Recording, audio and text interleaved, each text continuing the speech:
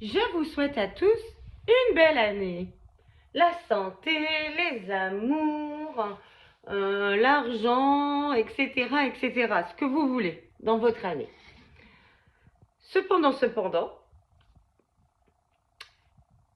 si votre année 2025 n'a pas été prospère, ça veut dire qu'en 2026, ça va pas vous tomber dessus comme ça. Ok, il va falloir changer des choses. Parce que si on ne change pas la formule, on obtient toujours le même résultat. Bonjour à tous, je suis Tiffany Dulost, psychologue clinicienne, thérapeute EMDR, passionnée de plein de choses, dont les rapports humains et la relation amoureuse, entre autres. Alors, que vous dire quel est le premier conseil que je peux vous donner en ce début d'année? Alors déjà, c'est d'arrêter de croire, comme je vous ai dit, que ça va vous tomber dessus comme ça. Les choses ne nous tombent pas dessus comme ça. D'accord? C'est pas la vie, l'univers qui décide que notre année va être meilleure que la précédente. Si on ne se bouge pas les fesses, rien ne se passe. Au contraire, c'est même le contraire. L'année qui suit, si on ne fait rien, qu'on ne bouge pas, est pire que l'année d'avant. Au niveau de la santé, surtout. Et oui, on n'a rien changé, donc c'est la santé qui se dégrade. Donc ne croyez pas, enfin moi j'y crois pas en tout cas, j'y crois pas. J'écoute, mais je n'y crois pas. Que l'année 2025, c'était une année neuve, on termine un cycle, et que là, on est en 2026, c'est une année 1, donc c'est la renaissance, c'est tout ça, etc., etc. Bon, ok, peut-être que les planètes sont mieux alignées à la Lune, au Soleil, tout ça, peut-être, pourquoi pas. Mais si on ne se bouge pas les fesses, rien ne se passera.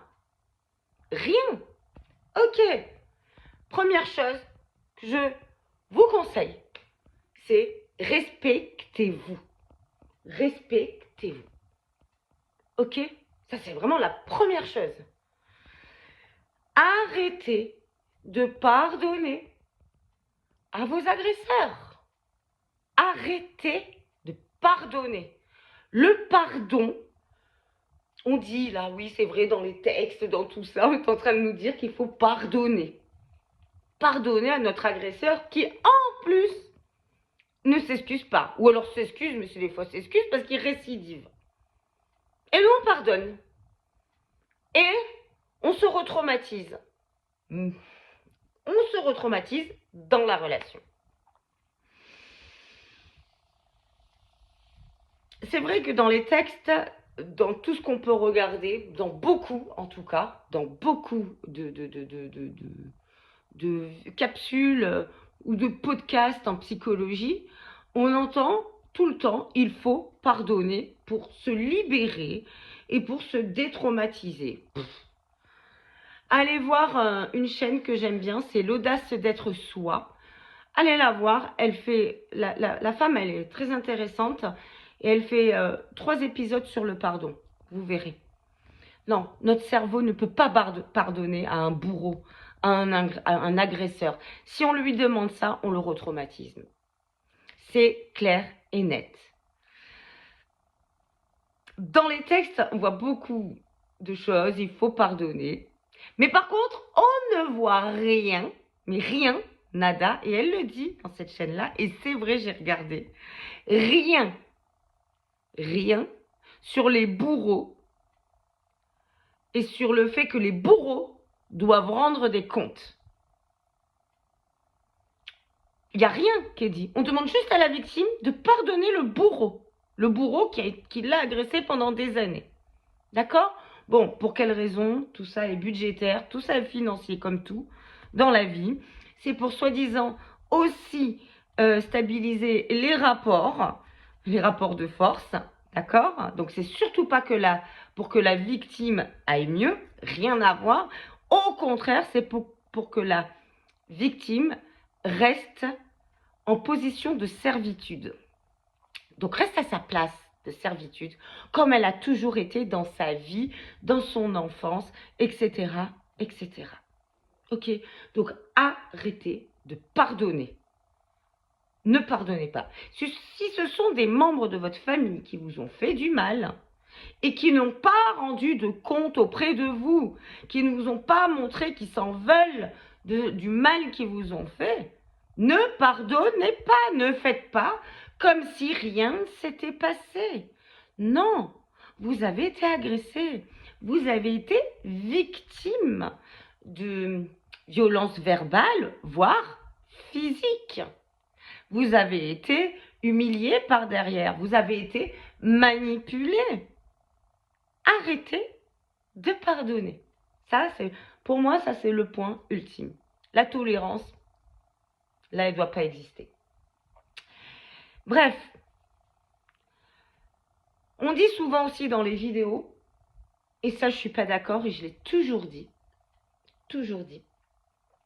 que quand on vit des relations traumatisantes avec des bourreaux, des agresseurs, mais des vrais agresseurs, que ça nous apprend de la vie, que c'est comme un cadeau, mais mal emballé. Mais ça, je ne suis pas d'accord. J'en discutais la dernière fois avec ma cousine, elle me dit, mais si Tiffany, parce que moi j'ai été victime de ça, d'un agresseur. Mais tu verras, c'est un cadeau mal emballé, mais tu en ressortiras une expérience de vie ultime. Je ne suis pas d'accord.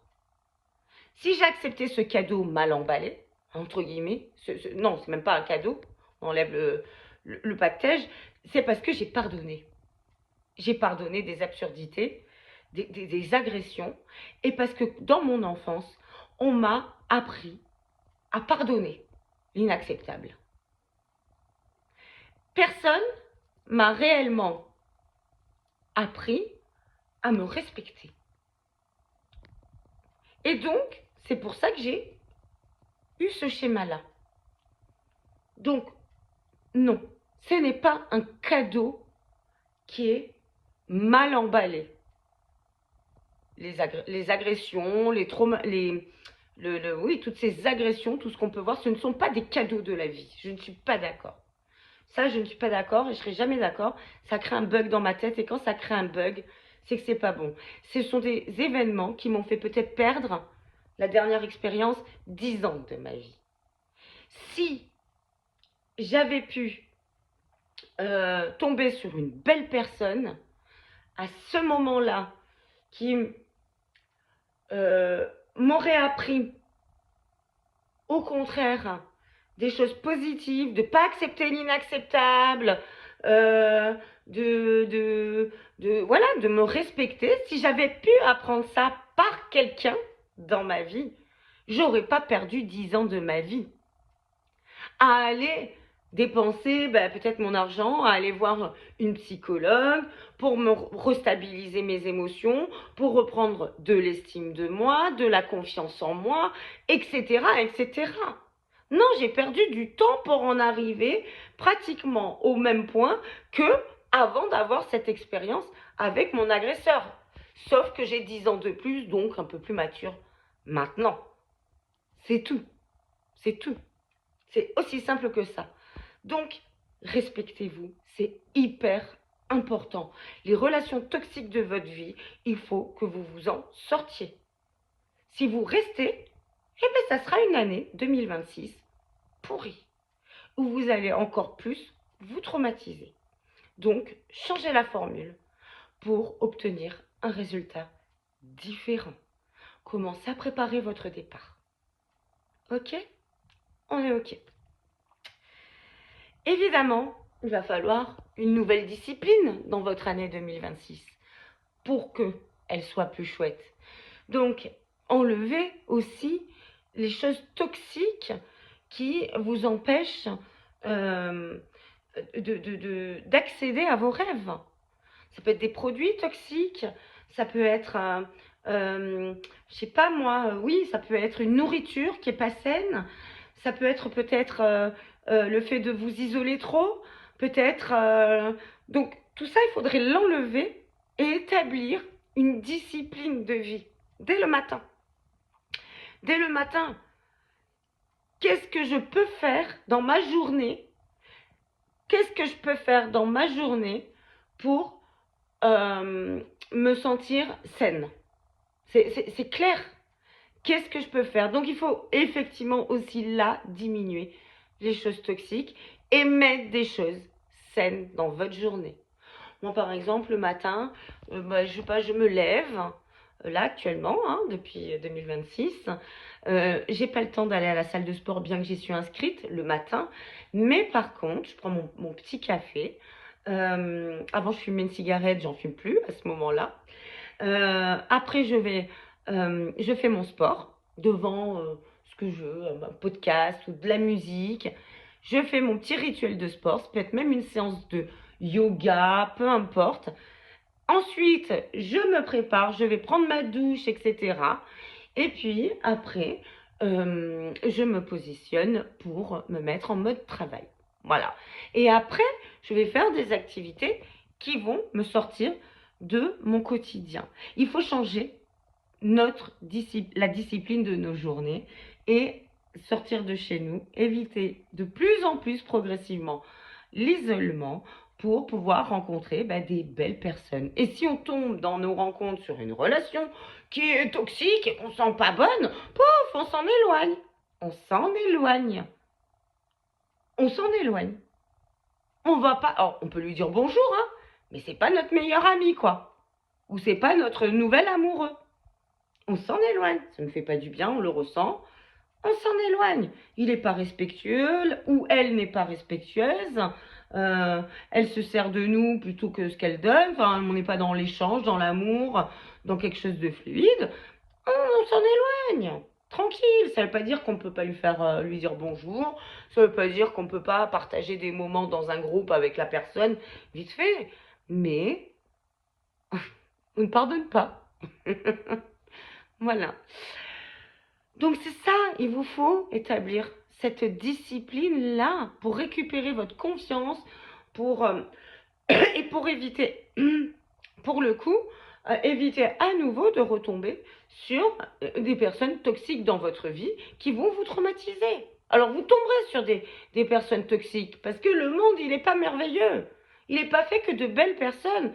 Mais à vous de vous dire, oh poup, poup, là je sens pas là, j'aime pas, pouf, je m'éloigne. Ok, je me suis répétée, je me répète, j'en suis désolée. En tout cas, je vous souhaite de mettre déjà tout ça en place pour être mieux dans votre année 2026 que dans votre année 2025. Il faut savoir qu'une discipline ne se fait pas que sur 3 jours. Pour acquérir une discipline et une vie, on va dire, saine, alors ça ne veut pas dire que des fois on ne peut pas se faire plaisir, hein. Attention, je n'ai pas dit qu'on ne se faisait pas plaisir. Ce plaisir, c'est important aussi. Mais des fois, mais pour établir cette nouvelle discipline, il faut entre 66 jours et 100 jours pour qu'elle devienne notre fonctionnement. Ok? Donc, si on se met à faire du yoga ou du sport tous les matins, c'est pas que 3 jours qu'il faut le faire. C'est au moins 66 jours, voire 100 jours, pour que ça devienne notre mode de vie sain. Et je vous encourage à le faire parce que ça fout la patate. Je vous embrasse très fort. Bisous, bisous, bisous et belle année. Bisous!